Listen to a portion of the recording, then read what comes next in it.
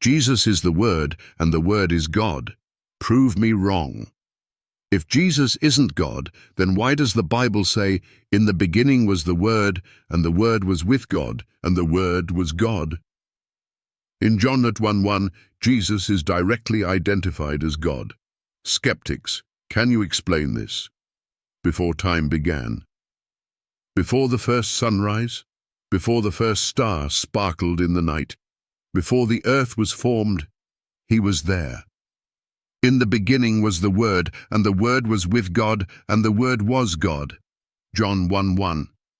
John wasn't just talking about words spoken by God, he was talking about a person who existed before time began, a person who was God, a person who became flesh. And the Word became flesh and dwelt among us, and we beheld his glory. John 1:14. This Word is Jesus, the Word that created the universe. John's Gospel echoes Genesis chapter 1. In the beginning, God created the heavens and the earth. Genesis 1:1. How did God create? By his Word. And God said, "Let there be light," and there was light. Genesis 1:3. God spoke the universe into existence, and John reveals who this Word is.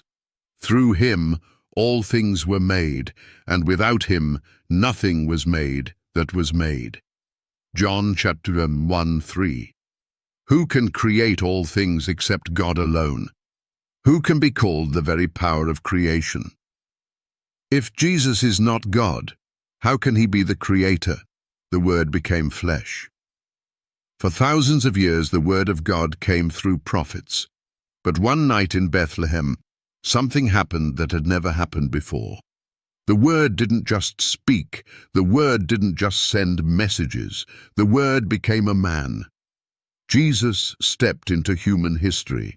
He didn't come as an idea. He didn't come as just a voice. He came in flesh and blood, walking, speaking, healing, and showing the full power of God. He who has seen me has seen the Father. John 14:9. Jesus is not just a teacher. He is God in human form, the recognition of the Word. The disciples had walked with Jesus, seen his miracles, and heard his teachings, but they still had questions.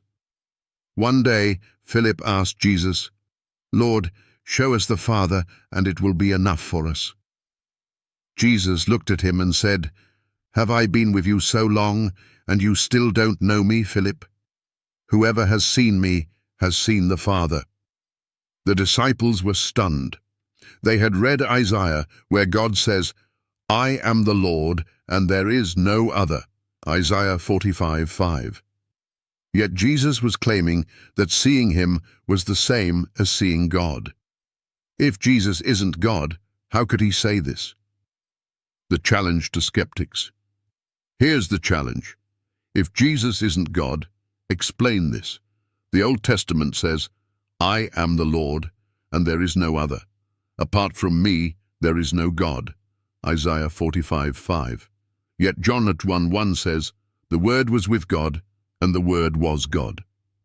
If only God can be from the beginning, then how can Jesus be called the eternal Word? If Jesus isn't God, why is he called the Creator? No prophet ever made this claim. No angel ever took this title. No religious leader ever dared to say this. So if Jesus isn't God, prove me wrong.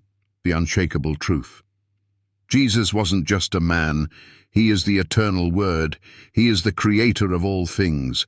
He is the God who stepped into human history, and his promise still stands today. Before Abraham was, I am. John 8:58. Closing and call to action. The question is, do you believe it? If you believe Jesus is God, type "Jesus is the Word" in the comments. If you don't, explain this passage.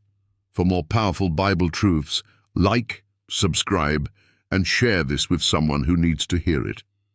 Jesus is the eternal Word. What will you do with that truth?